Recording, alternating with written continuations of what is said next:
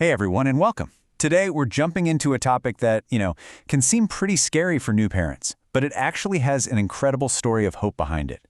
We're talking about clubfoot and how getting a plan in place right from the start makes all the difference.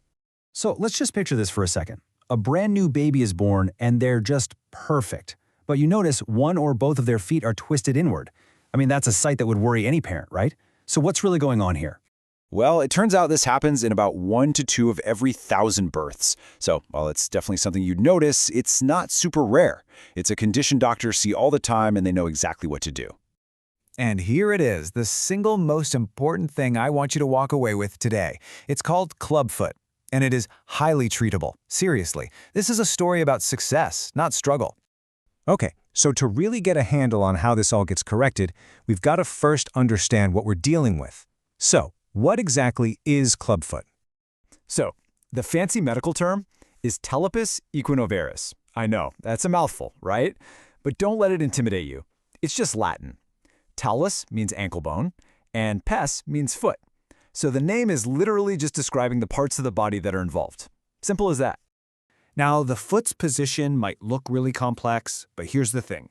You can break it all down into 3 simple parts. Just 3 things to keep in mind. Okay, first up.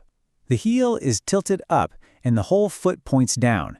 Think of a ballerina standing on her tiptoes. In medical speak, that's called equinus. Second, that same heel is also turned inward, kind of pointing towards the middle of the body. That part of it, that's called varus.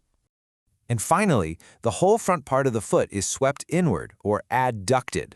And when you put all 3 of those things together, that's what creates that classic C shape, the club-like look. So, the big question is, what causes this? And honestly, it's still a bit of a medical mystery. There are a bunch of leading theories. Could be a tiny glitch really early in development, maybe some kind of neuromuscular thing, or it could even be as simple as the baby being a bit crowded in the womb. All right, so we know what it is. Now how do you spot it? Let's talk about the telltale signs, the things that doctors and parents can see right at birth. The signs are actually pretty clear once you know what to look for. The bottom of the foot might be facing inward, or in more serious cases, it could even face backwards. You'll see that downward pointed ankle we just talked about, a really high arch, and the heel itself looks small and kind of pulled up. Another big clue, the calf muscle on that leg will look noticeably thinner. Oh, and you'll often see these deep creases on the inside and back of the foot. And this is the real test that tells you what you're dealing with. With a typical baby's foot, you can gently bend it up so the toes can touch the shin. Easy. But with a true club foot, you'll feel resistance right away. It's not flexible, the position is fixed, it's rigid. That's how you know it isn't just because of how the baby was positioned before birth. Okay, this is where the story really takes a positive turn. Let's get into the diagnosis and, more importantly, the goal. What are we trying to achieve here? The diagnostic process itself is super straightforward, nothing to worry about. First, the doctors will look at the family and birth history. Then comes the hands-on part, a clinical exam, where they can feel the foot structure and see how rigid it is. And sometimes, they'll use an X-ray just to get a crystal clear look at how the bones are lined up. And this, right here, is the whole point. The goal of treatment is so simple and so powerful. Correct the deformity, do it early, and give that child a totally normal, functional foot. We're talking about letting them walk, run, and play just like any other kid. So, how is it done? Let's dive into the treatment. The modern way of doing things is it's amazing. It shows what's possible when you start early with gentle, consistent work. And it's really all about teamwork.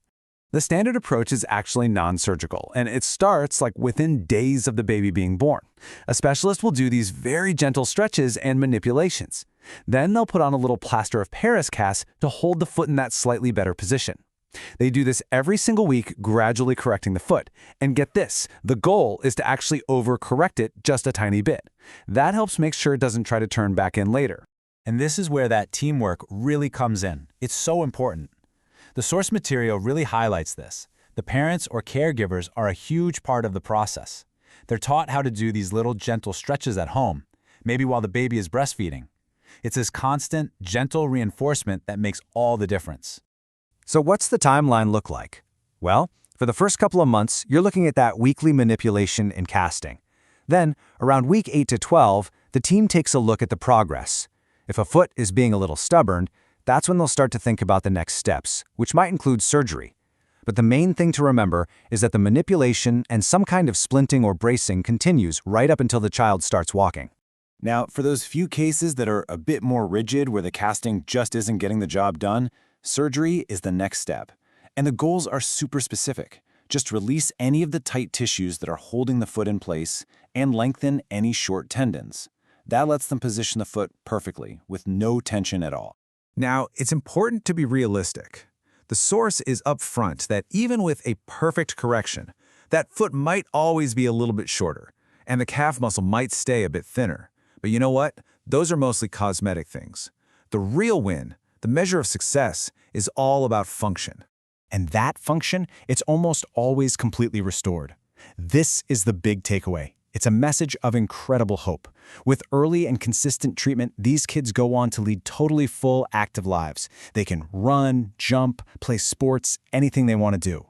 And that brings us to one last really powerful idea. Think about it.